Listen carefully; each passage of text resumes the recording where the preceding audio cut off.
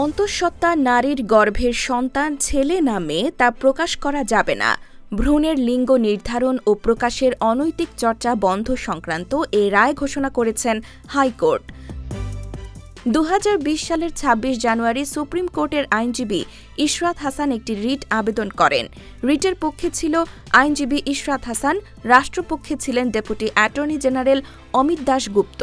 পরে 2024 সালের 25 ফেব্রুয়ারি বিচারপতি নাইমা হায়দার ও বিচারপতি কাজী জিনাত হকের সমন্বয়ে গঠিত হাইকোর্ট বেঞ্চ এ রায় ঘোষণা করেন।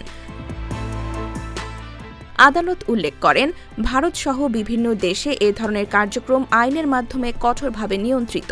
এই নির্দেশনাকে কন্টিনিউয়াস ম্যান্ডামস হিসেবে ঘোষণা করেন আদালত, যাতে ভবিষ্যতে নির্দেশনার বাস্তবায়ন তদারকি করতে পারেন আদালত। এতে বলা হয়েছে, অনাগত শিশুর লিঙ্গ নির্ধারণ ও প্রকাশ নারীর প্রতি বৈষম্য, কন্যা শিশু হত্যার প্রবণতা, সামাজিক ভারসাম্যহীনতা ও সাংবিধানিক অধিকার পরিপন্থী।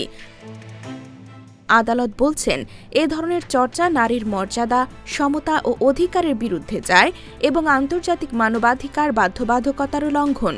পর্যবেক্ষণে বলা হয়েছে, এ বিষয়ে কার্যকর নিয়ন্ত্রণ, মনিটরিং ও জবাবদিহিমূলক ব্যবস্থা দীর্ঘদিন অনুপস্থিত ছিল বাংলাদেশে।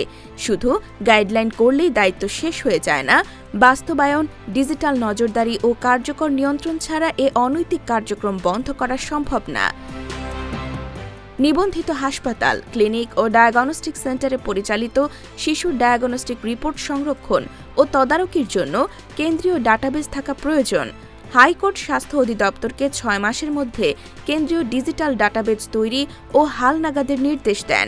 একই সঙ্গে বলা হয়েছে, ভ্রূণের লিঙ্গ নির্ধারণের মাধ্যমে কন্যা শিশুর বিরুদ্ধে বৈষম্য ও নারী ভ্রূণ হত্যার ঝুঁকি তৈরি হয়, যা সংবিধানের 18, 27, 28, 31 ও 32 অনুচ্ছেদের সঙ্গে সাংঘর্ষিক।